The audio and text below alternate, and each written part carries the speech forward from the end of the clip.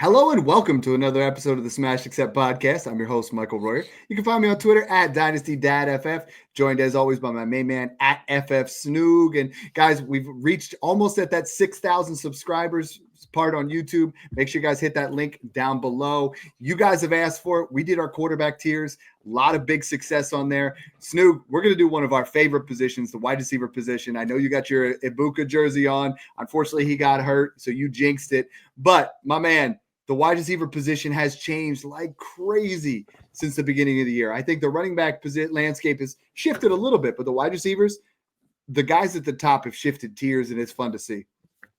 Yeah, it has, and it's really a really good and deep wide receiver room right now. Like you're talking 20 guys deep that we're going to break down. They're all young. They're all foundational assets. So I'm excited to jump through this one. We got some change, a lot of it, and we've had a lot of injuries to the quarterbacks. Some of these superstars themselves, like Neighbors, Puka, CD, kind of battling injuries all season. But we got some big risers, so I'm excited to jump into this show, talk about the best position in fantasy football for a lot of people in the dynasty landscape.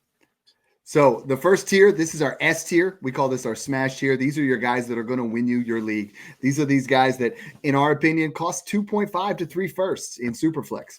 In one quarterback, even less. The 101, the wide receiver 1 overall has not changed since, I had Malik Neighbors at 1 preseason, but it's been Jamar Chase, and I still have Jamar Chase. We saw what he can do with a competent quarterback. We have back-to-back weeks now, over 25 fantasy points. He had the triple crown last year. I know a lot of people want to move Puka up there. Puka's injured now. I think we start to just continue to roll with Jamar Chase. Joe Burrow will be back by the end of the year, if not sooner. I think Jamar Chase, and you could argue this. Now we have a smash tier, Snoog, of 6 different guys. But to me, Jamar Chase has the best quarterback in this situation across the board. You look at the other quarterbacks and you see J.J. McCarthy, Matthew Stafford's older. Now Jackson Dart and Malik Neighbors is quite interesting. CeeDee Lamb's got Dak. And another guy that we're going to talk about at the end. I don't want to, blow the surprise of who the 6th guy in this tier is now. But the quarterbacks aren't quite the same. So for me, it's still Jamar Chase in that 1 spot. I think you could argue this, and this is why you and I talk about tiers over rankings. You could have any of these 6 guys as your wide receiver 1 if you wanted to, because I think the gap between them all is very small. So for me, I'm starting out with Jamar Chase. Tell me, who is your dynasty wide receiver 2? Yeah, I'm actually going to switch things up just a little bit on you. Or actually, no, you have it here. So I'm going to go with Justin Jefferson, who we both have as 2. Dad, it doesn't matter who's throwing him the damn football. Even this year with all the different, he's had 2 different quarterbacks. Now it doesn't look like it's looking good over there with who's throwing him the ball and stuff. But it doesn't matter. 449 yards through 6 weeks, still top 7 in that front, 16-plus points per game. The chemistry's building. The offense success is getting there. He's going to be a guy that no matter what is always a top 5 to 8 wide receiver, always putting up 1,400 to 1,500 yards. He has the upside of finishing wide receiver 1 overall like he's done. He's had that 1,800 to 2,000 yard upside. He also has the upside of, having those down years with the Nick Mullins or with the J.J. McCarthy or some of these guys that aren't Kirk Cousins or Sam Darnold clearly, but can still put up 1,400, 1,500 yards with them. He's new age Jerry Rice to me. Like he's going to be as consistent as they come. Good for 12 plus years, can win at all 3 levels, elite separator versus man and zone, wins at all 3 levels and downfield, and has that touchdown upside down. It's easy. Justin Jefferson, Jamar Chase. Let's not get cute. Those are still the 2 best wide receivers in football, the 2 best wide receivers in Dynasty, and I'm not changing my mind. And we're going to talk about a lot of Ohio State wide receivers later, but let's be honest, Malik Neighbors is in that same area as those LSU guys. This is where it gets interesting to me, because if I'm winning now, if I'm a win now team, my dynasty wide receiver 3 is Puka Nacua. If I'm rebuilding, my dynasty wide receiver 3 is Malik Neighbors, and it's not particularly close. I do think Neighbors is still worth more than Puka in my estimation, but I'm going to hit Puka, and I'm going to let you have Neighbors here. Puka Nacua, before this injury, and it doesn't sound like it's going to be severe. I think it's going to slow him down a little bit, but Snoog, only wide receiver in history in a 4-game stretch to catch 50 passes. On pace for 1,999 receiving yards, 177 receptions, and 436 fantasy points. You were talking about Jerry Rice. This is some Jerry Rice type numbers. I mean, this is phenomenal. This is someone that every single week you saw him 11 targets, 9 targets, 15 targets, 15 targets, just peppered. Despite the addition of Davante Adams, he's actually gotten better, which you and I were saying that on a couple of the podcasts where it was like, don't just think because Davante Adams is coming in that Puka's going to disappear or that his volume's even to go down. It might actually go up, and the run game is not there. As long as Matthew Stafford stays upright, Puka Nacua is a top 3 redraft wide receiver. And because of his age, he's only played 3 seasons, but he's been a top 5 to 8 wide receiver every single year. Puka Nacua belongs in this tier, and I wish we were on that a little bit sooner, because in August, you could have traded CeeDee Lamb for Puka in a first. You could have traded any of these guys and gotten Puka and some serious capital on top. Now you can't. Puka's here to stay, belongs in this tier for sure. And the argument against him is always that Matthew Stafford's aging, which is true, right? But who knows what they could bring in. I mean, a lot of people say that about Jackson Smith-Njigba didn't have a quarterback. Well, then Sam Darnold came in and he's making him look good, and Baker Mayfield jumped into situations. There are always free agent quarterbacks that can jump in. Guys can be respectable. So I like him there. Malik Neighbors, if he was healthy, would be my dynasty wide receiver 1, but we both have him at that 4 spot right now. This is where I'm switching things up on you, and it's close. It's CeeDee Lamb for me, and he belongs right below Justin Jefferson, Jamar Chase for me. With the quarterback, the way Dak's playing, he's tied to him for 5+ years. That defense is awful, so they're in positive game scripts to throw the ball 40 times a game. Dak Prescott's playing at an MVP level of statistics, not actual outcome of winning games in that front, but from a statistics perspective, with the defense, CeeDee Lamb, when he comes back, and we've seen wide receiver 1 overall CeeDee Lamb with 400+ points. We've seen him consistently be a top 3 to 5 player. He's 26 years old still. He has the contract. I'm going to take him just because Neighbors wrecked his whole knee, has multiple injuries, the shoulder, the knee, the toe, and the quarterback play. Dart looks good. It's just, I'd rather take the production and take Lamb and take that player than, get 3 years younger when I have to wait maybe a year and a half, maybe 2 years, because sometimes it takes them a full year to get back into their old self. And with a dynamic, explosive player like Neighbors, makes me a little bit more concerned that it's going to take a little bit longer than we think. I think just this tier is so wishy-washy and so fluid that I'm going to take Lamb there, because when he comes back, him and Dak Prescott are about to have top 2 to 3 numbers the rest of the season together. See, I like that 4-year gap. I'll take Malik Neighbors here handedly, and I have no problem with it. The way Jackson Dart has played, I think we have an opportunity here where this could be one of the best stacks you have in Dynasty, where you get a Jackson Dart, who I've moved all the way up to my QB 12 since this past week. And Malik Neighbors, I think, if healthy, would be the wide receiver 1. Now, the injury does come at a risk, because it's not just ACL, it's ACL, it's PCL. There's a lot of things involved here, but Malik Neighbors belongs in this tier. Elite level production. No one has seen the target volume or receptions that he has to date. You know what I mean? A lot of people are starting to say, well, what has he done? I mean, he literally broke records last year. Malik Neighbors is the guy. That's the guy you want on all your dynasty teams when it comes to under 25s, right? This whole group here at the top, these are guys that are in that 25 to 27-year-old range, which is your prime of your career. We haven't even seen Malik Neighbors' prime. We're going to see it next year. It's going to be something pretty, and I'm all in on Malik Neighbors. The other guy that you kind of threw a wrench on me. You were like, you know what? I mean, you've done this as the whole show already, going off the show sheet, just flipping things out, seeing it, testing me. But you have another guy that has entered this tier. And I didn't think there was a guy that could do this. I didn't think there was someone that would enter the same realm as Malik Neighbors, as CeeDee Lamb, as these other guys. Who is that for you? It's Jackson Smith-Njigba, the guy that's leading the league in target share, leading the league in receiving yards, 20+ points per game, absolutely dominating with a new quarterback. Doesn't even have the chemistry built with Sam Darnold. But in a Clint Kubiak offense, you're seeing a lot of those, routes on the outside, a lot of those efficient routes, 4.5+ yards per route run, leading the NFL in that as well. He is playing lights out, and I had him ranked. This one feels good because before he ever even played a snap, he was my dynasty wide receiver 8 coming out as a rookie. Mm-hmm. It looked like I was an absolute idiot after 1 year. I got so much crap for it. I got hate. You did too, because you were just as high on him as I was. Oh, yeah. That's why I'm Zoltan laughing. And I, one of my first podcasts that I did was with Zoltan, and we talked about JSN. He was also a big JSN guy, so cheers to all of us. But it feels good that he's finally living up to the hype. No more Shane Waldron. Now he It's- can go wreck Brian Thomas and Travis Hunter. And he already wrecked Roma Dunze. But Dad, I mean, the metrics, he's won across the board and everything that matters. The schedule is good. Sam Darnold's playing lights out. Clint Kubiak's offense works. It's very efficient. It's very good. And there's no target competition for Jackson Smith-Njigba. And he's 23 years old. The talent's with the top of him as well. What's the value gap between him, Jefferson, and Chase? I think it's probably a 1-2 flop or like a okay. It's not even a first for you anymore. It's not a first for me anymore. He is so good. Like I am so excited for Jackson Smith-Njigba. Yeah.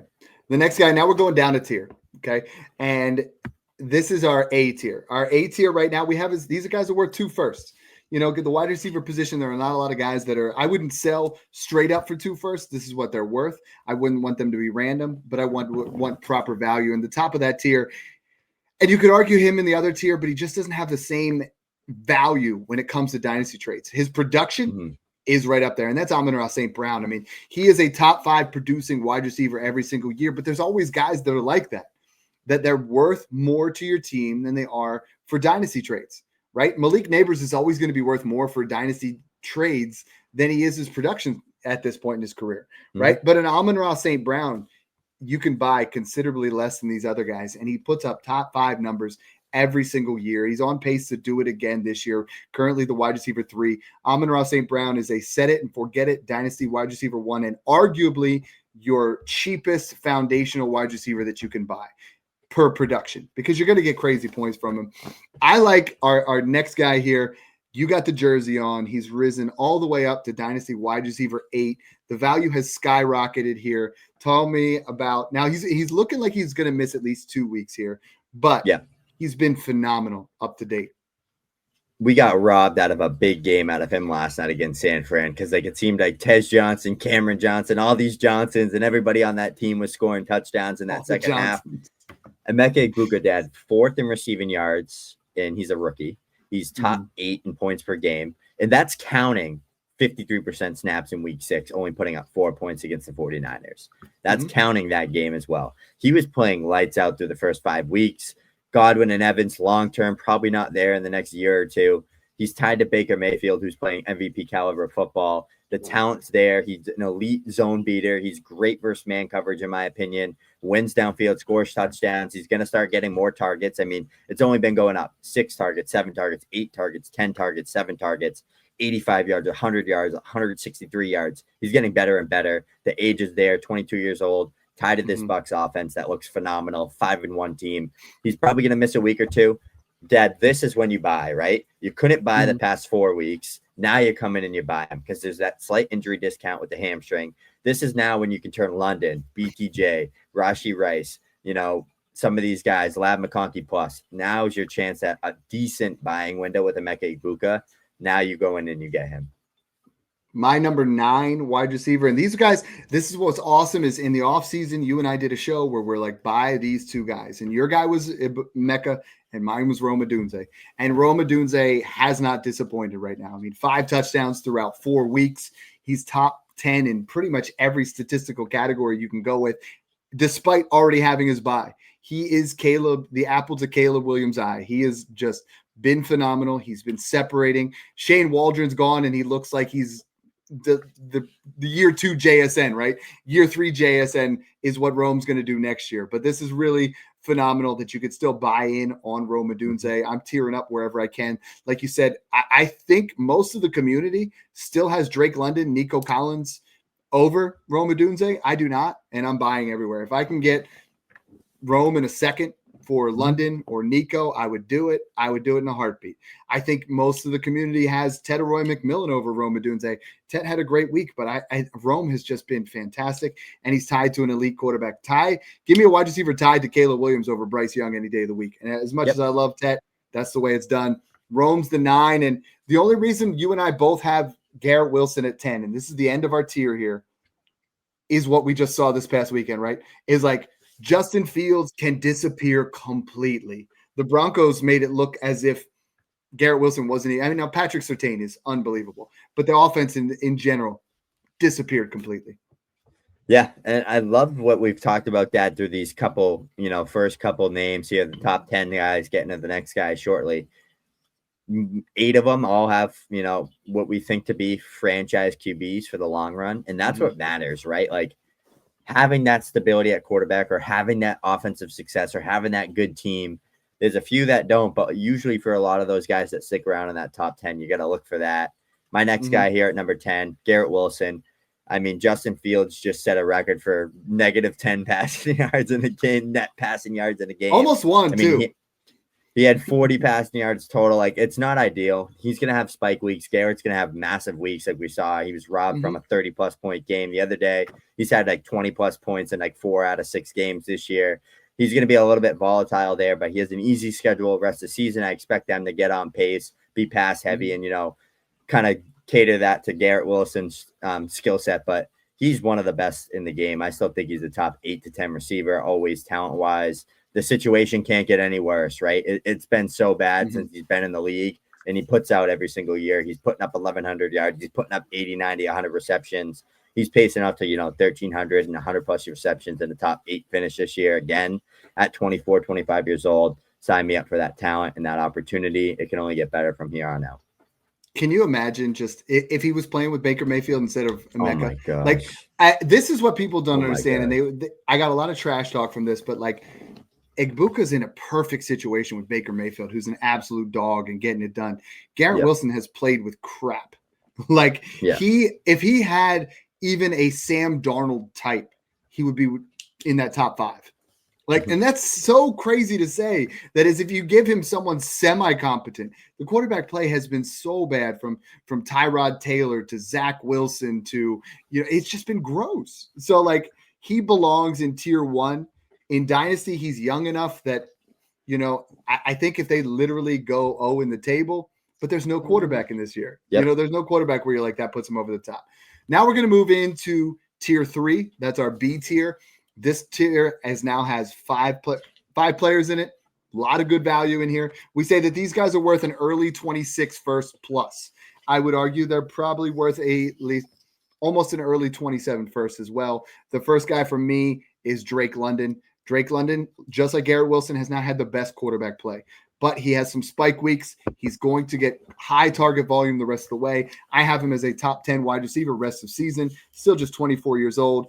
Drake London is the type of player where, Snoog, you're not as excited. A lot of people have argued with us, telling us that Drake London is better than Garrett Wilson. The talent is not the same. Garrett Wilson is considerably more talented. Drake London is a very, very good wide receiver. He's someone that in this tier, I think, could rise in value if he got better quarterback play. But right now, this is kind of where he's at. He's worth an early 26, maybe an early 27 first. I have no problem with next year's class. The wide receivers, Jordan Tyson, Carnell Tate, they're not as good as Drake London to me. So if I can deal 103, 104, maybe add a little bit, I would get Drake London all day. Your guy here at 12 is starting to see a resurgence, right? Like we saw this Texans offense. CJ Stroud, 6 touchdowns over the last 2 weeks. Now he's coming off the bye week. Nico's fully healthy. This could be a nice, huge stretch here for Nico Collins.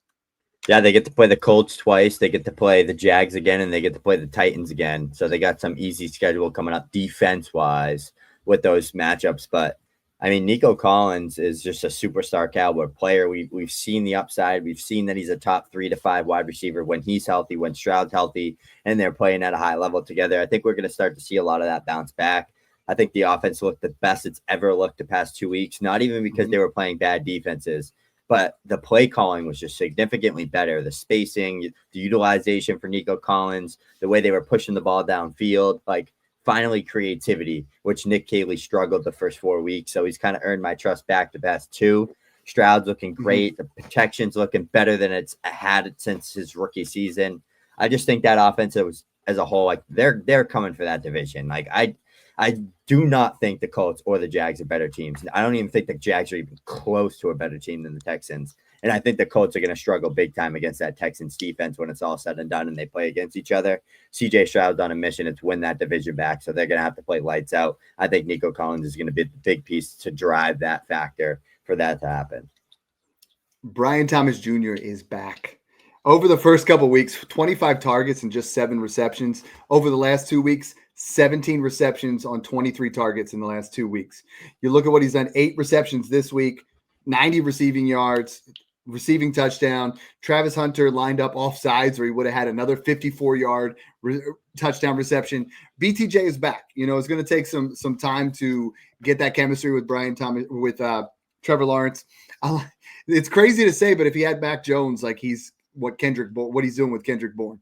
We need to see more of that from Trevor Lawrence. We need to see Lawrence trusting his wide receivers, trusting Hunter, trusting BTJ. BTJ for me, I think is a steal here. The talent is unbelievable to have him fall from who was wide receiver 6, wide receiver 7, down to wide receiver 13. I saw some websites moved him outside the top 20 wide receivers after the first 4 weeks, and you just can't do it. Like, he's that talented. You got to have Brian Thomas Jr. Who's your next guy?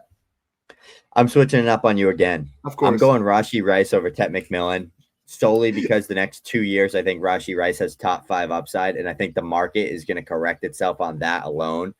Rebuilding, I'm taking Tet 10 times out of 10, but as a contender from that lens, Rashee Rice still 25 years old. The way Mahomes is playing and the way they need him back in this offense, I think you're getting Amon-Ra St. Brown at like a 50% discount right now with Rashee Rice, and he's 25 years old. It's not old for a wide receiver.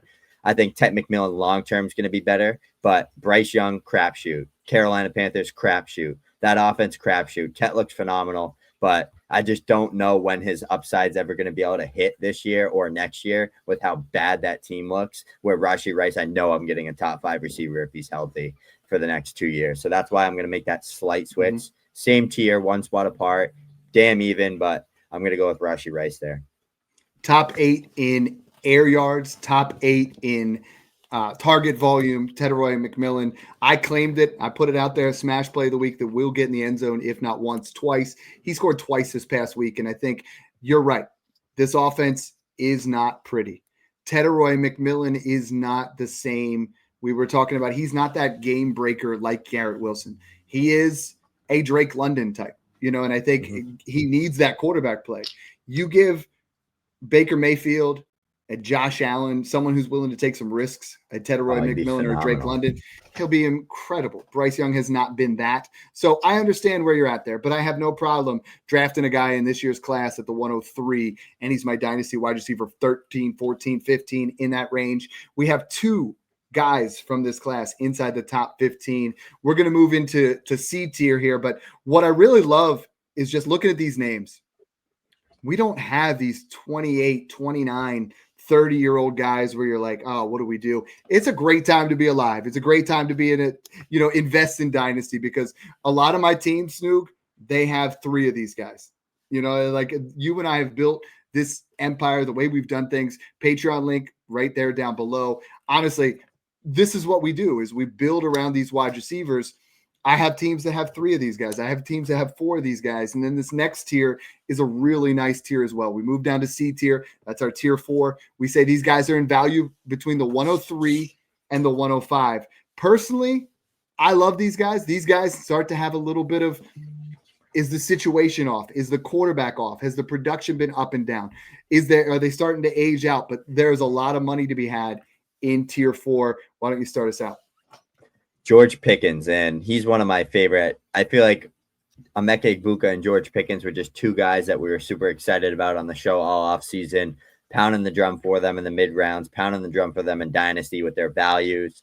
And we both said George Pickens is this year's T. Higgins, who was wide receiver 2 in points per game last year in a pass-heavy offense where him and Jamar Chase were lights out. Well, guess what? George Pickens this year, Dad, averaging 20-plus points per game, 3rd in the NFL in total yards, 6 touchdowns through 6 games, and he's a top 5 wide receiver right now in fantasy football. Yes, CeeDee Lamb's coming back, but he's still averaging and pacing out to be a 10-plus touchdown, 1,400-yard receiver here.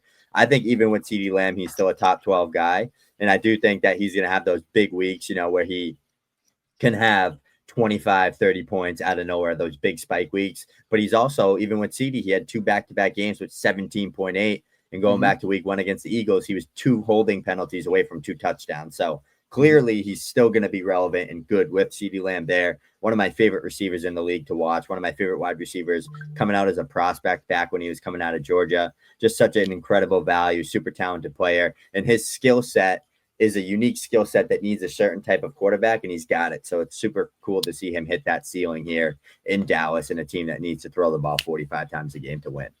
All offseason, we said it on the last show that the Dallas Cowboys were the new age Cincinnati Bengals, and that George Pickens is the new T. Higgins. And he really is. This is what's been getting it done. Snoog said it. I said, yeah, low key. He's been better. This is where it gets tricky. My wide receiver 17 is Ladd McConkey. And he was wide receiver 11, and you and I were not in on the cost. At wide receiver 17, I am. The last 2 weeks, the first couple of weeks were trying to figure out how Keenan Allen fits in this offense and what that's going to be. It's like, Justin Herbert broke up with his girlfriend, gets Keenan Allen, which is his old girlfriend, comes back. Now all of a sudden he's like, you know what? I want to go back to where he's at, and I'll go with Madison B. Ladd McConkey. No, but Ladd McConkey over the last 2 weeks, 16 targets. This past week, he caught 7 targets for 100 yards and another touchdown. Snoog, I think he's now appropriately valued. He was overvalued. Now I think we are one. We saw Quentin Johnston's out. This is Ladd McConkey. If Keenan Allen's out, this is Ladd McConkey. I think Keenan Allen is going to start to slowly just fade away. Unfortunately, because of his age at 34, he's going to start to fade a little bit. Ladd's going to continue to be more involved. Ladd McConkey is a great buy low. I think a lot of guys you can move from tier 2 and get a mid 27 first and get Ladd McConkey. By the time this whole season is over, he'll probably be back in that top 12 range. And I think you're going to have an opportunity to buy. This is where it gets dicey now. 18, 19, and 20. All three of these guys, I like them all. You can sell a narrative that I think they're phenomenal. You can sell a narrative where there's sells. But who's your guy here at 18? I'm going to sell a narrative of why this guy's a stud, and it's Marvin Harrison Jr., Dad. I hate using excuses for players, but I think he's one of the players that I can confidently give an excuse to with how his quarterback play and play calling has been in this offense. If everyone was using it for Brian Thomas Jr., you better use it for Marvin Harrison Jr. because it was equally as bad and the same type of thing. I think he scored against the Titans on that big 40-yard Moss play. I don't know how they ruled him down at the 1, but he was robbed out of 7 points right there. He would have had 20 last week, 18.6 the week before, 18 in week 1. This past week with Jacoby Brissett having 300-plus passing yards, on 20% of snaps, Marv already had 2 catches for 32 yards, had another target that got called back for a penalty for a big gain. It's there. I think it's just Kyler Murray, and I think long-term it's there for Marv. I think he's going to go through an up-and-down roller coaster a little bit, and it's going to be like a year 3, year 4 breakout for him. But you can see the flashes. He's getting better and better. I'm liking what I'm seeing from him. I do think if he played a full game yesterday, he would have had a 15 to 20-plus point game with the way Jacoby Brissett was just wheeling and dealing, 300-plus yards passing. Kyler hasn't done that, and I don't know how long. So I think that there is a good chance that if Jacoby Brissett somehow keeps starting and Kyler's injured, you're going to see a better version of Marvin Harrison Jr. And the schedule just gets a little bit easier. He's got Packers this week, which is tough. Then he's got Dallas, Seattle, Jacksonville, Tampa Bay, Atlanta, Cincinnati, some good matchups in there for him and Kyler to get back on page with each other. So I'm going to go with Marv, 23 years old, 4th overall pick, elite draft capital, flash in the talent. I'm going to go there all day at 18. Yeah, Kyler Murray has had 2 300-yard games. One around Halloween last year, one at Christmas, but before that it was 2022. So hasn't been a lot. There's been few and far between. Speaking of 300-yard games being few and far between, the next 2 guys here are tied to elite quarterbacks. Unfortunately, elite rushing quarterbacks. A.J. Brown has seen the volume dip. The last 2 weeks he's kind of come back. Talent-wise, this is what we talked about with Garrett Wilson. It was A.J. Brown's still a top 5 wide receiver. If you look at the actual footage of him against the Broncos, he was cooking Patrick Surtain. Not many people can say that. He was open a lot. This offense for Philadelphia needs to kind of do a little soul searching here, but I think A.J. Brown is going to be in the mix. This is where, if in this particular tier, I'm tearing up. I want to tier up and get Nico Collins, or I want to tier down and I want to go to the next level down. I want to get up and coming wide receivers. Wide receiver 20 here, ended out here for C tier. And guys, we love doing these for you. Your Patreon link is down below. We rank all players on our Dynasty and redraft. We show you what their value equivalents are. We're going to do wide receivers 21 through 40 a little bit later here for you, but we wanted to give you guys a taste because once we put out that quarterback one, everyone's like, dude, we need wide receivers. Where's the wide receivers?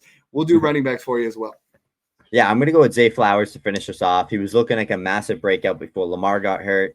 27.6% target share, dominating on that front, pacing out to 1,200 plus yards, 70 per game, which is great for a player of Zay Flowers' caliber and at the value he was preseason.